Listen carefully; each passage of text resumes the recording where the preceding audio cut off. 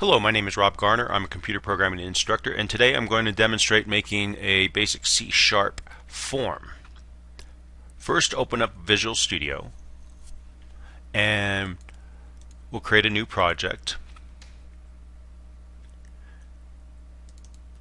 And we'll pick C#, and we're going to build a Windows form application. I'm going to call it Tax App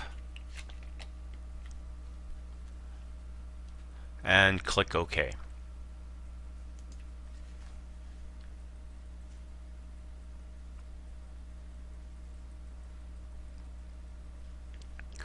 When we create a Windows form application, what we get is we get form1.cs displayed in the designer view. We have also a program.cs, which, if you look at it, basically just instantiates an instance of our form and uses some methods from the application class, and it runs our new form 1. Our form 1 is displayed in a visual designer, but in actuality it's not. This is not actually the form, this is a representation of it. If we view code, this is what our form actually looks like. And what you can see is that we have a partial class.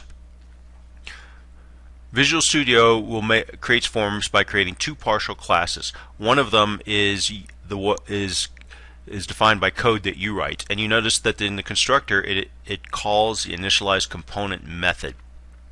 Well, this initialize component method isn't defined in this part of the partial class, but in fact if you click on form1designer.cs, what you see is that we have the second half of our partial class. This second half of the partial class is automatically generated for us by Visual Studio. You do not want to generally modify things in this, because each time you make a change on your design view, it'll change this designer. If I expand out the form region, what we see is here we find the initialize component method, and all it does is it creates a new container, it sets auto scale mode, and it sets the text for the form as form 1. If I go back to form1.cs and then view designer, this designer is actually a representation of what's in form1.designer.cs, and we see it says form 1 up here. I can change things on the designer by working with the properties window. The properties window shows me all the properties associated with this form, and in fact these properties are very much the same as any class's properties.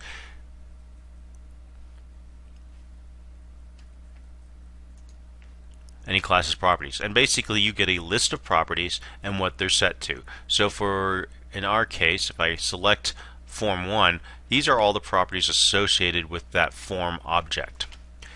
And we see here that the text says form 1, and I can change that to, for example, tax app. And when I do that, tax app shows up here, and if I go to the designer, we can see that this .text was changed to tax app. So as I change the designer, it actually writes the code for designer.cs. Similarly, I can change the one to say the name to form tax app.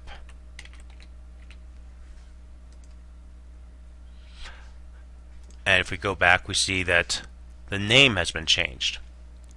So we don't want to change things directly in the auto-generated code. We want to change it from the designer view, and it will be reflected automatically in this designer. And in general, we don't often have designer.cs open. We just work with the designer, and then we work with the other partial class which will handle our events. So let's change some more properties for our form. we can see that there's a number of things we can do with our form, including changing the back color. We can select the back color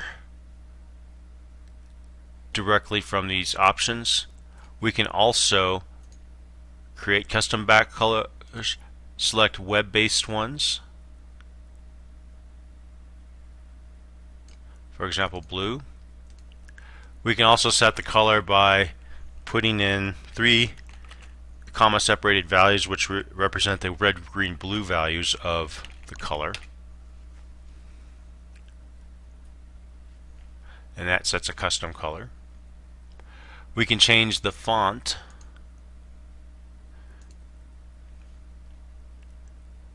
and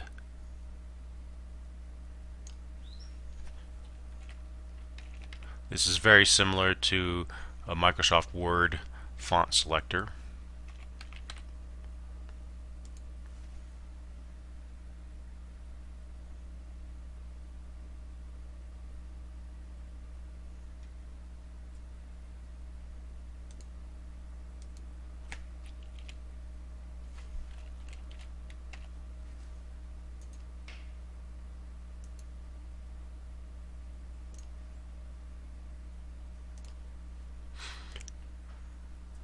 We can also change the size directly, either through the grab handles or more precisely using the setting the actual values into the size property. You'll notice that there's also some expansion buttons on the side where you can set sub-properties directly.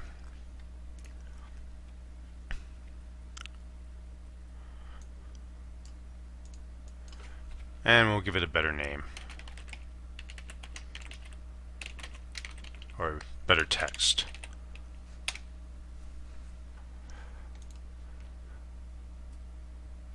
So here we have our form built. The other thing we can use when we're building forms is the toolbox. If you don't see the toolbox, go to View and select Toolbox. But the toolbox gives us objects that we can drag and drop onto our form. And if we look at common controls, one of the things we can find are labels. And we'll bring 4 of them over.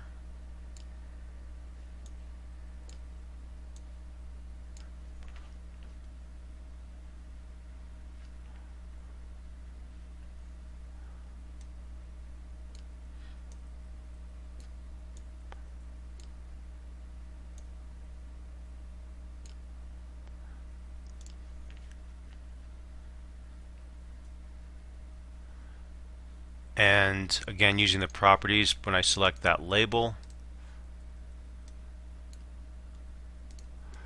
we generally name, you generally want to name any control you put on the form so that you can find it. In this case, the top middle one we'll call it title, and we'll set its text property to tax calculator.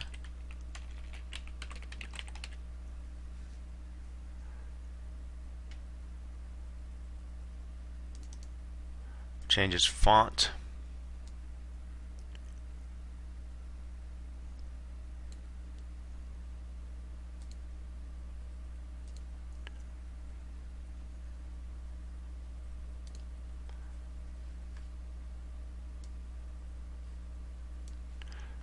And you can also set its text alignment, and we'll set it to top center. So this would be center center, that would be upper left, and that would be top center.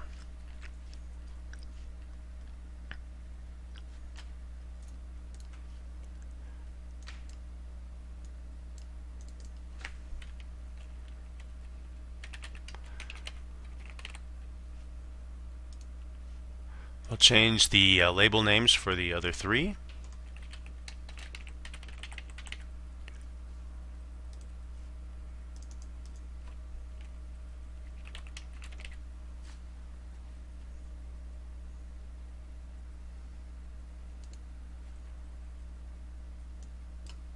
and change your text properties. So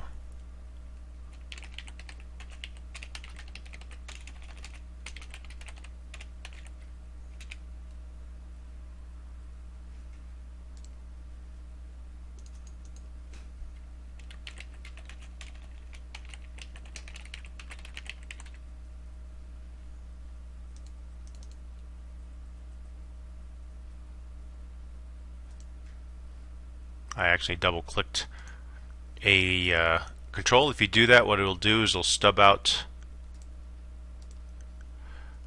a event handler. We don't really want this event handler, so to undo it, what I'm going to do is select that label. First, I'll go ahead and do what I was trying to do originally, which was set its text property. And then if we look at the top here, we have some options. We can view our properties categorized, and if you know what you're looking for and what category of property you're looking for, this may make it easier. You can also look at the properties in alphabetical order. And you can also, this lightning bolt here shows events. We'll work with event handlers later, but when I double click total do, we can see that it created this click event handler. Since I don't want it, I'm going to delete it, and we'll see that it actually removed that little bit of code that it stubbed out for us. Back to my properties.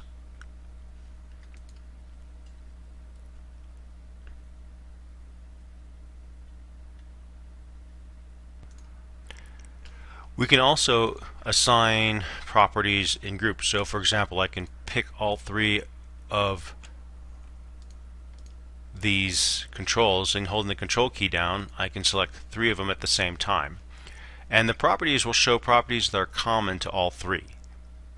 And if they have properties that are common, we can set the properties for all three of those controls at the same time. So for example, we can set the alignment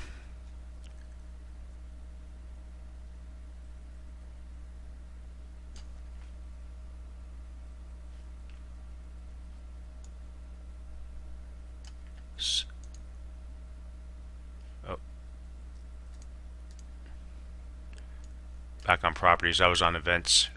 You have to click on this other icon for properties. But I can change text align to right middles or top left or middle left.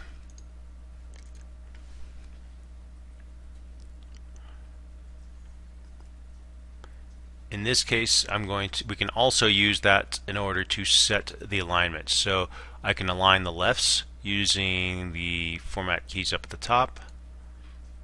And so if I had one that was off, align left will line them up. I can also distribute them vertically.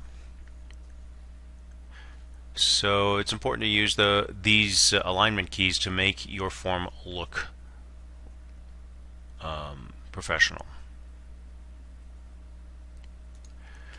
We're going to bring another label in and put it to the right of percentage, and that's going to be our actual tax amount. We'll call it LBL tax percent. We'll set the back color to medium blue, which I happen to know what I want is 50, 50, 192. And font, I'm going to change to bold italic.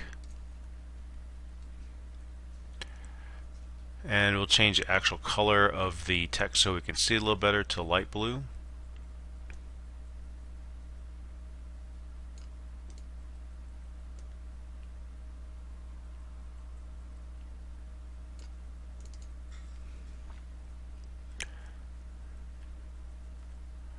And we're going to set its text property to 7.5%. So now it shows 7.5% in the label. Next, we're going to bring over a couple text boxes.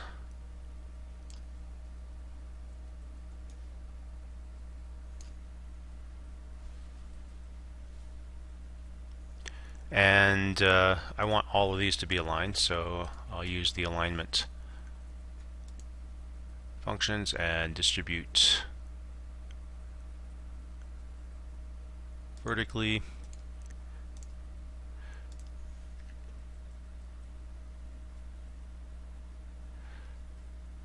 And let's see, for our first text box, we'll call it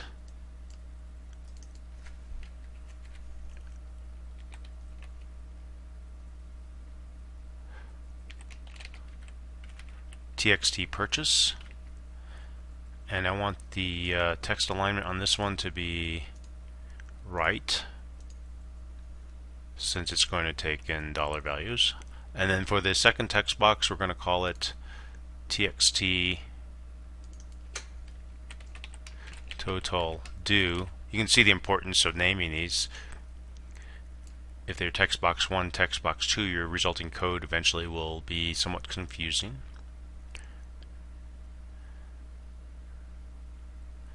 And we're going to set the enabled property.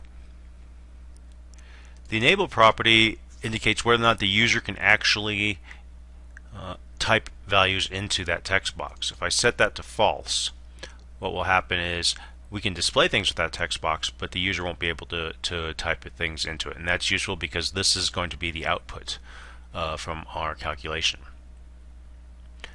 And then again, I'm going to text align right because it looks better for monetary values.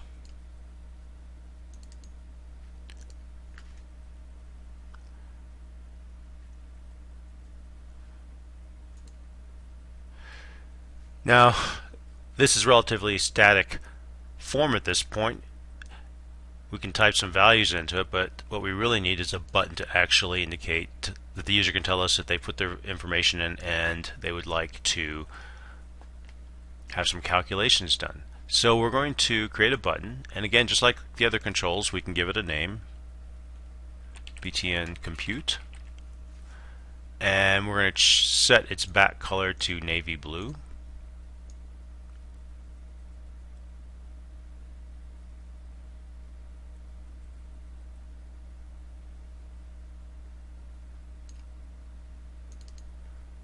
And its front color, forecolor to yellow.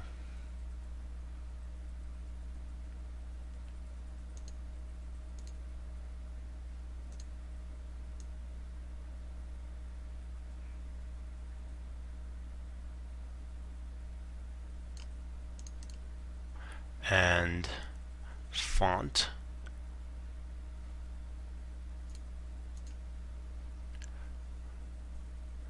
to bold 14 point.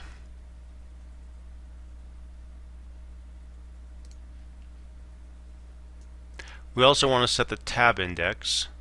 The tab index identifies when the user hits a tab, when that control will be when it will go to that control. By setting it to 2, if we look at first they put in total amount, we'll want that to be 1, and then the next one after that, 2, will be the button. The others don't really matter because we don't really expect the user to be jumping around in those other areas. So for this button, I'm going to change the text to compute.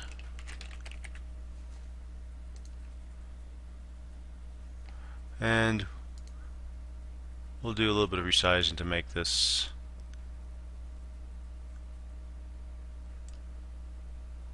look a little better.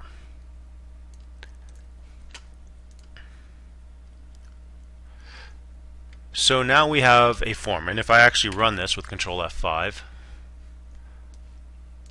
it actually functions at this point, except for the button doesn't do anything yet.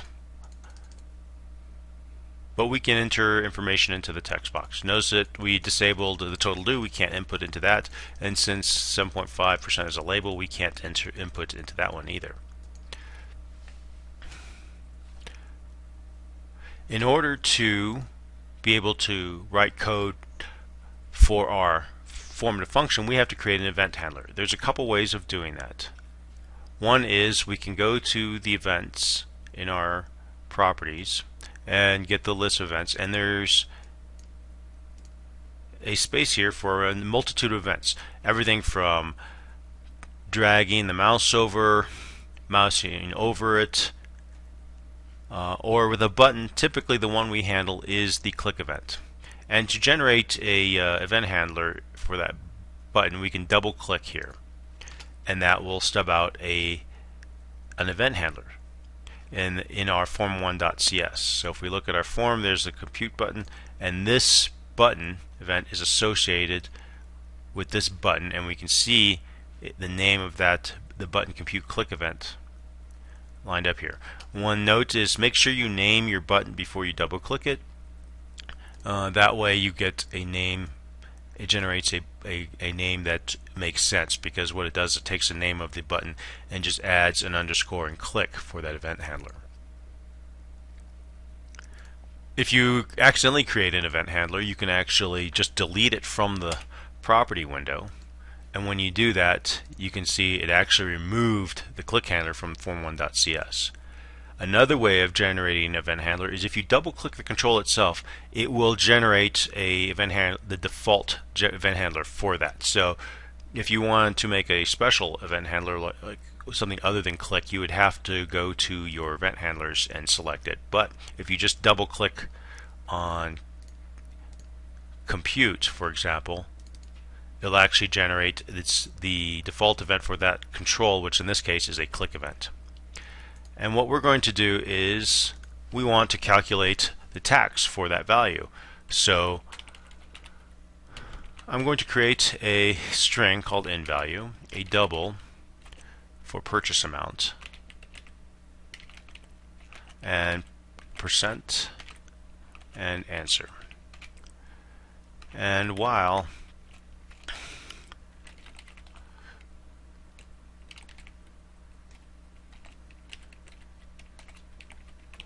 And so what we want to do is try to parse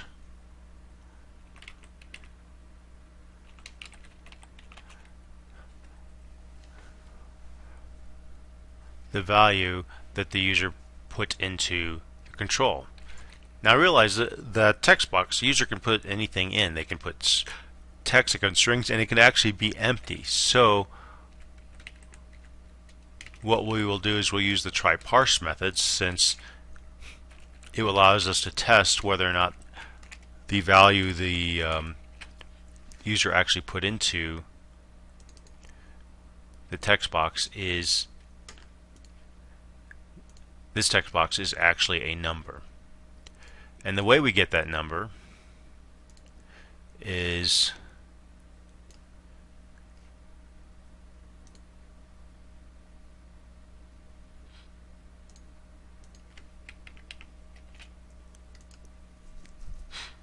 we can actually reference the name of that control. So this control is called txt purchase, and here I can reference that control, and if I hit the dot operator, I see that I have access to all the properties. These are the same properties that we set in the properties window for that control. So text down here corresponds to text here. Now in the designer, in this text box, it's currently empty because we're going to let the user type in a value. When they do, we'll actually be able to get that value by referencing it from the name of the control and then the property that we want to get access to. You can actually get access to any of the control's properties listed here in the code, and in fact you could change the fonts, you could change anything about that, any of the controls on the form programmatically just by accessing their properties in the code behind page. In our case, though, all we want to do is get the string that's stored in the text property, and we want to try to parse it into a double. And if we can, we want to tell the user that they put something incorrect in. And what we can use for that is a message box. A message box basically is dialogue that will show up and display whatever string you pass in as an argument. And so we're just going to tell the user value entered must be numeric.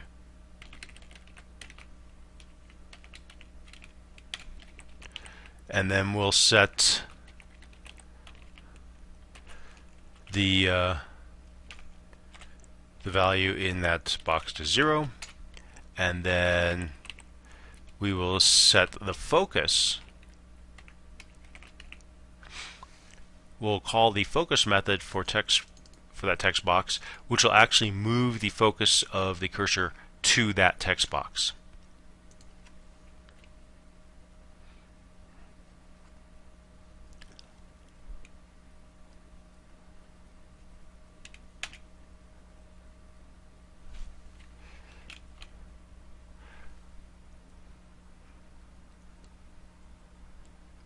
So this will loop around and not provide and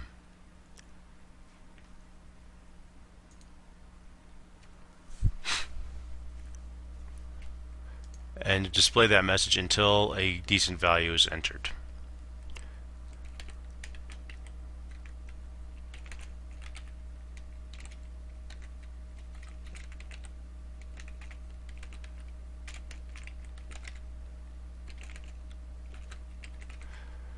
So then once they do input something that we can use, we will set inValue equal to label %.text and set inValue.remove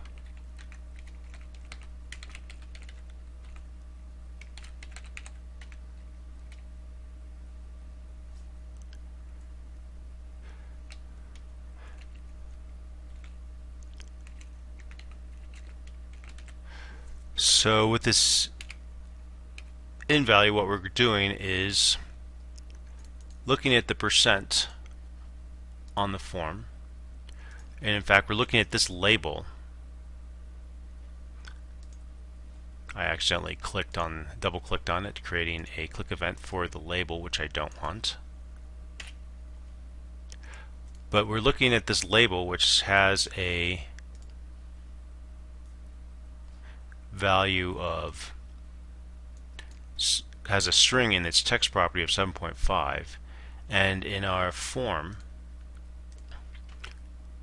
we're going to look at that label, get its text value, which will be 7.5%, and then we want to remove that percent symbol at the end of it. So we can use the remove method of the string class in order to get rid of that extra character. And so we take the length of inValue, subtract 1, and so we're going to remove everything. We're going to remove that percentage.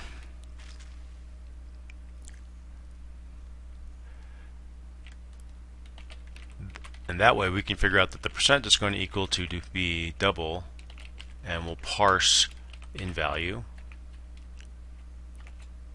and then divide by 100 to get a decimal percentage.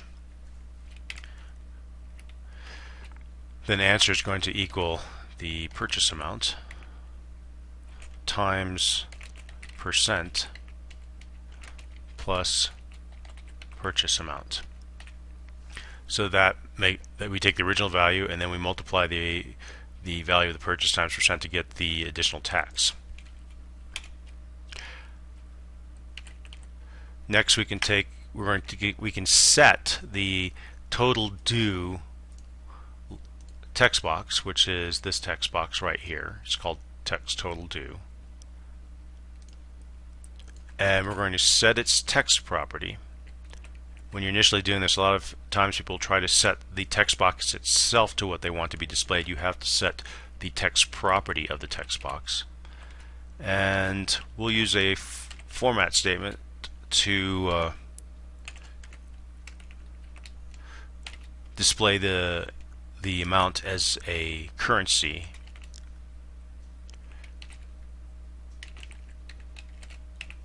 And so what this will do is the string class is a format method, and you pass a format specifier in the form of a string as the first parameter, and then the number you want to format in that format, and it will convert it to a string for you. So we have this method. It does a couple things. It uses this while to kind of loop through until we get a good value in the form. Once the user puts in a good value in total amount, then it will convert it in. It will take that value and realize all these text boxes, the values in here are strings, so we have to convert those strings into numeric values so we can do math and then do our calculation. So if I run this, if I put gibberish in there and compute, it tells me the numeric must be, the value must be numeric, and then it just puts 0 in here. If on the other hand I put a number and I hit compute, it actually calculates the tax. And if I put nothing, again, error message. So this is a good form. It's relatively bulletproof. It doesn't give me any unhandled exceptions because it checks for possible errors, and it handles them by displaying a message. And that completes my demonstration of creating this tax app form. Thank you.